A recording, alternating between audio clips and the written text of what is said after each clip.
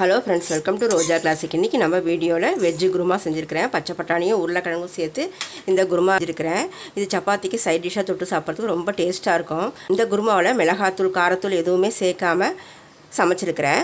அது மட்டும் இல்லாமல் உருளைக்கிழங்கும் பச்சை பட்டாணி வேக வைக்காமல் நேரடியாக சமைச்சிருக்கிறேன். இந்த சைட் டிஷ் ரெசிபி எப்படி இருந்தது நீங்கள் கமெண்ட்ஸில் சொல்லுங்கள். வாங்க இப்போ வீடியோக்கு போகலாம்.